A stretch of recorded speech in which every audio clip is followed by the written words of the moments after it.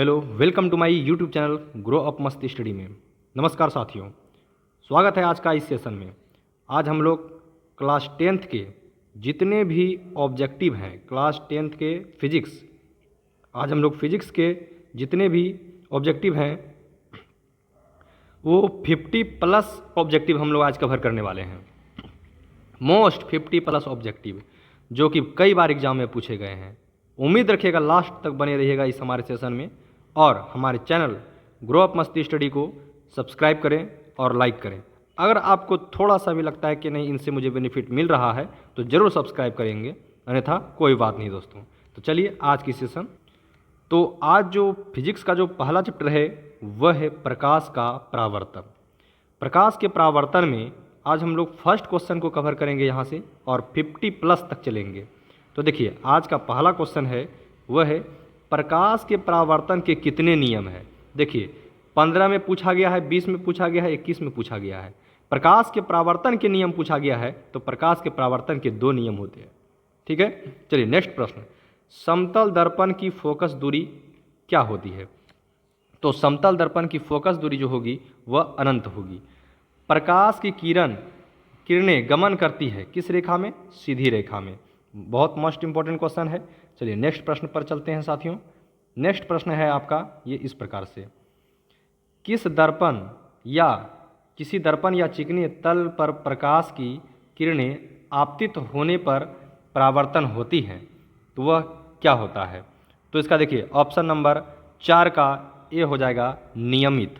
Next question है, किसी समतल दर्पण में लेटर पी को देखने पर वह कैसा मालूम पड़ता है?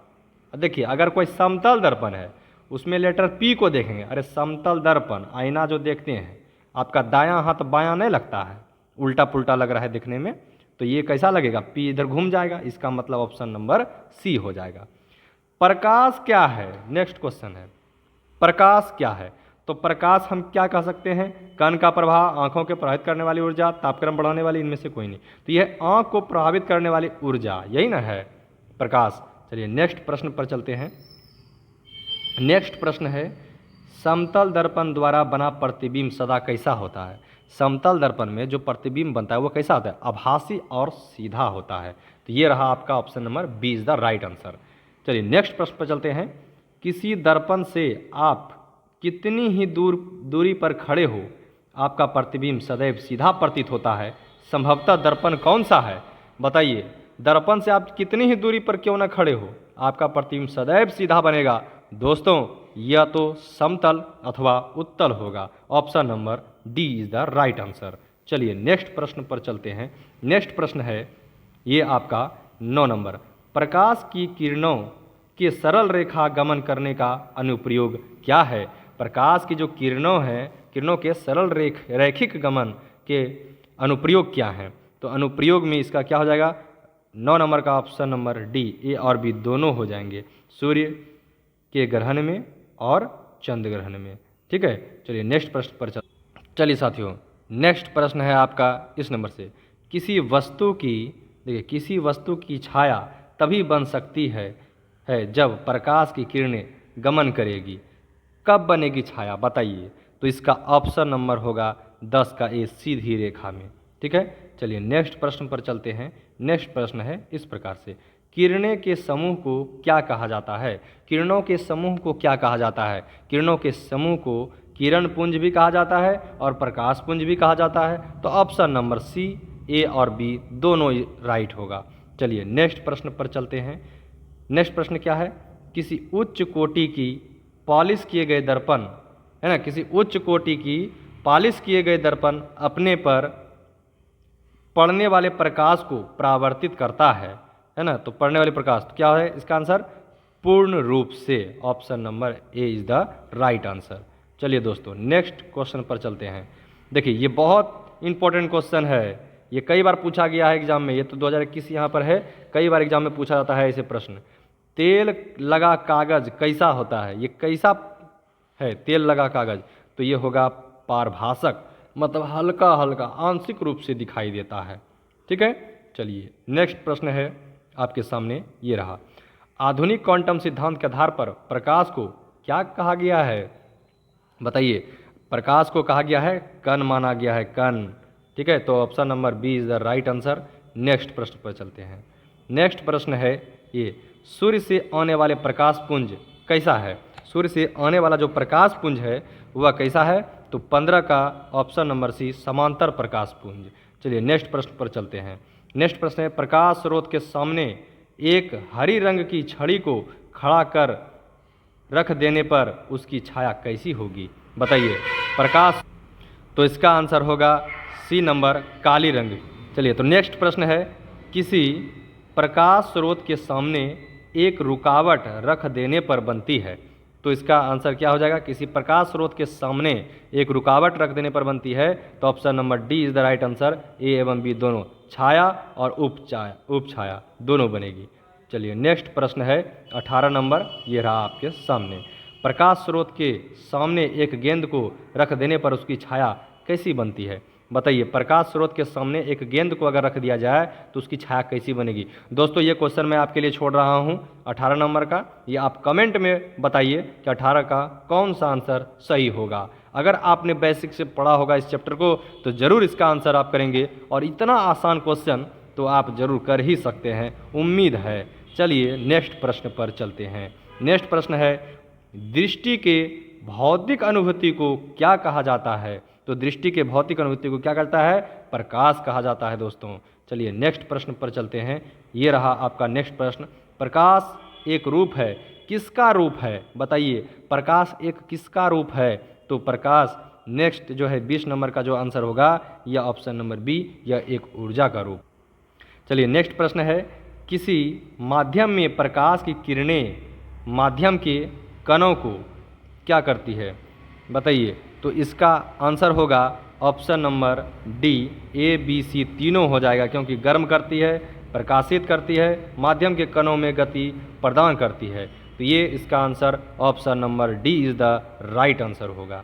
चलिए नेक्स्ट प्रश्न पर चलते हैं साथियों। नेक्स्ट प्रश्न है, प्रकाश किस ऊर्जा का रूप है? बताइए। प्रकाश जो है यह किस ऊर्जा का रूप है? प्रकाश यह विद्युत चुंबकीय ऊर्जा का रूप होगा।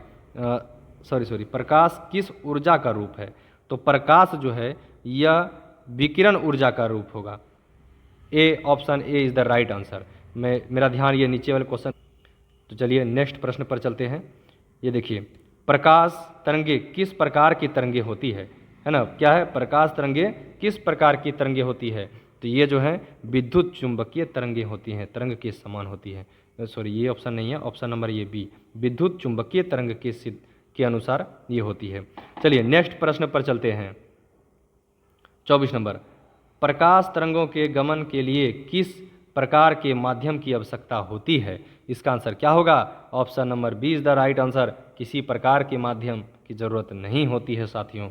चलिए नेक्स्ट प्रश्न पर चलते हैं। नेक्स्ट प्रश्न ये रहा आपके सामने स्क्रीन पर। तो ये प्रश्न है, प्रकाश का तरंगदैर्घ्य अन्य बाधाओं की तुलना में क्या होता है? बताइए। फटाफट आंसर कीजिए। 25 का ऑप्शन नंबर क्या हो जाएगा? ऑप्शन नंबर ए, बहुत ही छोटा होगा। चलिए नेक्स्ट प्रश्न है, प्रकाश किरण है, कैसा किरण है? प्रकाश का बिंदुपथ या किरण का बिंदुपथ या ए बी दोनों या इनमें से कोई नहीं? बताइए कौन सा होगा? तो प्रकाश का एक बिंदुपथ होगा। प्रकाश का एक बिंदुपथ, option number A is the right answer. चलिए, अगर सेशन को आप लाइक नहीं किए तो लाइक कर दीजिए एकदम चीन टपाक डमडम करके। जी साथियों, बहुत ही मोस्ट इंपॉर्टेंट क्वेश्चन लाया हूँ मैं। ये रहा। अब गोलीय दर्पण से संबंधित अब यहाँ पर प्रश्न होंगे, जितने भी होंगे वो गोलीय दर्पण से होंगे। क्या है? अवतल दर्पण की फोकस दूरी क्या होती है? बताइए। अवतल दर्पण की फोकस दूरी क्या होती है? ऋणात्मक होती है। ये लिख करके ले लो, बहुत ही इंपॉर्टेंट क्वेश्चन है, लिख करके ले लो, एकदम इंपॉर्टेंट क्वेश्चन है। चलिए नेक्स्ट प्रश्न पर चलते हैं। किसी कार का अग्रदीप में प्रयुक्त दर्पण निम्नलिखित में से कौन सा होता है? बताइए। गाड़ी जो चलाते हैं उसके अग्रदीप में कौन सा दर्पण लगा होता है? तो यह ऑप्शन होगा अवतल दर्पण होगा, अवतल दर्पण। ठीक है। चलिए नेक्स्ट प्रश्न पर चलते हैं। नेक्स्ट प्रश्न है, दर्पण सूत्र क्या है? अरे ये तो सबको पता होगा। दर्पण सूत्र क्या है? बताइए। दर्पण सूत्र 1/v प्लस 1/u बराबर 1/f। तो बताइए कौन सा ऑप्शन सही है? आपको तो मालूम है कि ऑप्शन जो है यह ए नंबर इज द राइट होगा। चलिए नेक्स्ट प्रश्न पर चलते हैं। नेक्स्ट नेक्स्ट प्रश्न है फोकस पर, देखिए फोकस पर अभिसरित करने वाला किरण पुंज परावर्तन के बाद समांतर हो जाती है। बताइए, समांतर हो जाती है, तो इसका आंसर क्या होगा? ऑप्शन नंबर ए, अवतल दर्पण से। ठीक है, नेक्स्ट प्रश्न पर चलते। ए बराबर आर बाई टू है ना, फोकस दूरी वक्रता त्रिज्या की आधी होती है, तो फोकस दूरी वक्रता त्रिज्या की आधी होती है, इसका आंसर क्या हो जाएगा? बताइए। एफ बराबर आर बाई टू सत्य है केवल किस दर्पण में सत्य होगा? अवतल दर्पण, उत्तल दर्पण, या फिर ए बी दोनों, या फिर समतल दर्पण? बताइए, इसका आंसर हो जाएगा 31 का C number is the right answer. चलिए नेक्स्ट प्रश्न पर चलते हैं। आपको जो मैंने कमेंट कहा जरूर कमेंट करेंगे उस आंसर के लिए। देखिए नेक्स्ट प्रश्न है किसी बिंब का अवतल दर्पण द्वारा बना प्रतिबिंब आभासी, सीधा तथा बिंब से बड़ा पाया गया वस्तु की स्थिति कहाँ होनी चाहिए? बताइए। तो दर्पण के ध्रुव के मुख्य फोकस के बीच होगा, ये ऑप्शन नंबर डी सही होगा। चलिए नेक्स्ट प्रश्न पर चलते हैं। कौन सा किरण आरेख सही नहीं है? कौन सा किरण आरेख सही नहीं है? देखिए कौन सा किरण आरेख सही नहीं है, तो देखिए कौन सा किरण आरेख, तो इसका आंसर क्या हो जाएगा? देखिए कौन सा किरण आरेख, अगर ये बीच का कोण कितना डिग्री का बनेगा? कोण आई बराबर कोण आर होता है, आपको पता है, समतल दर्पण पर पड़ने वाले प्रकाश की किरण। तो ये जो है पहले ही ऑप्शन ये जो है गलत हो गया, ऑप्शन नंबर ए। ठीक है, तो ये जो है यह सही नहीं है। और नेक्स्ट देखते हैं कि ऑप्शन बी क्या कह रहा है। बी, तो देखिए ये जो है, तो ये बी भी सही नहीं है, इसका आंसर क्या हो जाएगा? तो ऑप्शन नंबर ये हो जाएगा डी, ए और बी दोनों, ए और बी दोनों। चलिए इसे देख लीजिएगा वीडियो रोक करके। चलिए नेक्स्ट प्रश्न पर चलते हैं। नेक्स्ट प्रश्न क्या है? तो अवतल दर्पण के प्रकरण में किसी वास्तविक और उल्टे प्रतिबिंब के लिए आवर्धन होता है, कैसा होता है? तो इसका राइट आंसर क्या हो जाएगा? 34 का ए नंबर ऋणात्मक होगा। ठीक है, चलिए नेक्स्ट प्रश्न पर चलते हैं। नेक्स्ट प्रश्न क्या है? तो अवतल दर्पण में आभासी और सीधा प्रतिबिंब के लिए आवर्धन क्या होगा? तो इसका आंसर हो जाएगा ऑप्शन नंबर बी, धनात्मक। नेक्स्ट प्रश्न पर चलते हैं। अवतल दर्पण के सामने वस्तु को कहाँ रखा जाए ताकि प्रतिबिंब उल्टा वास्तविक और समान आकार का बने? बताइए, वस्तु को कहाँ रखा जाए? तो इसका आंसर हो जाएगा option number C is the right answer, वक्रता केंद्र। चलिए नेक्स्ट प्रश्न पर चलते हैं।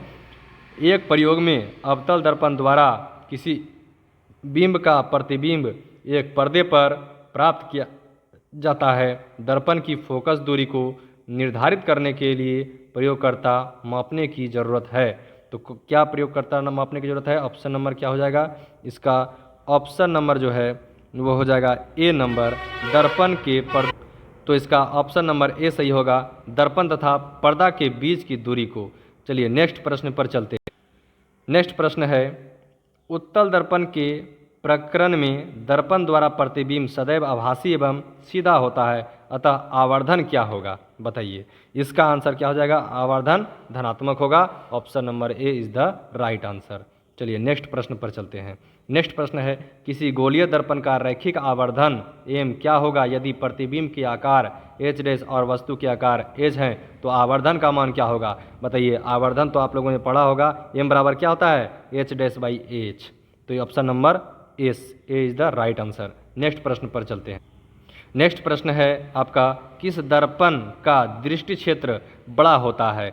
किस दर्पण का दृष्टि क्षेत्र बड़ा होता है? तो 40 का ऑप्शन नंबर सी हो जाएगा, उत्तल दर्पण का। चलिए नेक्स्ट प्रश्न पर चलते हैं। नेक्स्ट प्रश्न है गोलीय दर्पण का फोकस दूरी उसकी वक्रता त्रिज्या की क्या होती है? अभी ये क्वेश्चन रिपीट हुआ, आधी हो जाती है, ए बराबर R by two, option number B is the right answer.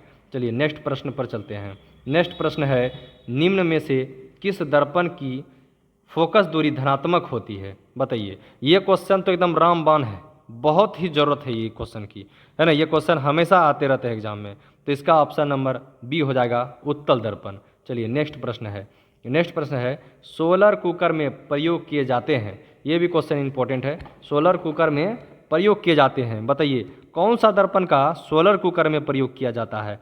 तो इसका हो जाएगा अवतल दर्पण, option number A is the right answer. Next प्रश्न है रोगियों के नाक, कान, गले इत्यादि को की जांच के लिए डॉक्टर कौन सा प्रयोग करता है दर्पण का? बताइए। तो इसका आंसर क्या हो जाएगा? 44 का ए नंबर ऑप्शन से होगा अवतल दर्पण। ठीक है, नेक्स्ट प्रश्न है, I बराबर आर नहीं लागू होता है किस दर्पण के लिए? कोण I जो कोण आर हैं वह बराबर नहीं होंगे, तो यह किसके लिए होगा? समतल दर्पण के लिए भी होगा, अवतल के लिए होगा, उत्तल, इनमें से कोई नहीं है। डी नंबर ऑप्शन होगा, किसी में नहीं। ठीक है, ऐसा किसी में नहीं होता है। नेक्स्ट प्रश्न पर चलते हैं, टॉर्च में किस प्रकार के प्रकाश पुंज की प्राप्ति होती है? ठीक है, तो इसका आंसर क्या हो जाएगा? संतृप्त प्रकाश पुंज, option number C is the right answer. चलिए नेक्स्ट प्रश्न पर चलते हैं। नेक्स्ट प्रश्न है कि 20 सेंटीमीटर की फोकस दूरी वाले अवतल दर्पण को सूर्य प्रकाश के सामने रखा जाता है, उसके सामने डी दूरी पर रखी माचिस की तीली जल उठती है, तो डी का मान क्या होगा? बताइए, डी का मान क्या हो जाए? तो इसका आंसर जो होगा ऑप्शन नंबर ए 20 सेंटीमीटर होगा। ठीक है, 20 सेंटीमीटर की फोकस दूरी वाले अवतल दर्पण को सूर्य प्रकाश के सामने रखा जाता है, तो डी की दूरी क्या हो जाएगी? 20 सेंटीमीटर। चलिए नेक्स्ट प्रश्न पर चलते हैं।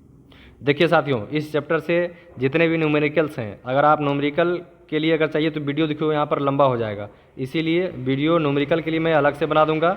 आपको कमेंट करना है, अगर न्यूमेरिकल की वीडियो अगर चाहिए अलग से तो मैं वीडियो उसके लिए भी बना दूंगा।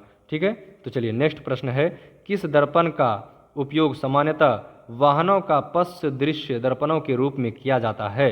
तो इसका आंसर क्या हो जाएगा? उत्तल दर्पण, option number C is the right answer. Next प्रश्न है, उत्तल दर्पण में किस प्रकार की प्रतिबिंब बनते हैं? उत्तल दर्पण में, तो उत्तल दर्पण में कौन सा होगा? आभासी प्रतिबिंब होगा। नेक्स्ट प्रश्न क्या है, दाढ़ी बनाने के लिए प्रयुक्त गोलीय दर्पण में सीधा प्रतिबिंब प्राप्त करने के लिए चेहरे को कैसा रखना चाहिए? बताइए। इसका आंसर आप कमेंट में कीजिएगा। 50 नंबर का जो है ये क्वेश्चन मैं आपको होमवर्क दे रहा हूँ, ये बहुत ही इंपॉर्टेंट प्रश्न है, तो आपको जो है क्या करना है, कमेंट में लिखिए 50 का कि दाढ़ी बनाने के लिए उपयुक्त गोलीय दर्पण में सीधा प्रतिबिंब प्राप्त करने के लिए चेहरे को कैसे रखना चाहिए। धन्यवाद दोस्तों, आज का सेशन यहाँ पर समाप्त हुआ। मैं डेली 50 क्वेश्चन में लाऊंगा प्रत्येक चैप्टर से मोस्ट इम्पॉर्टेंट। ठीक है, तो हमारे सेशन को लाइक करें। यहीं पर मैं समाप्त करता हूँ। धन्यवाद आप सभी का। चीन टपाक डमडम, लाइक कर दीजिए जा करके दंदना के।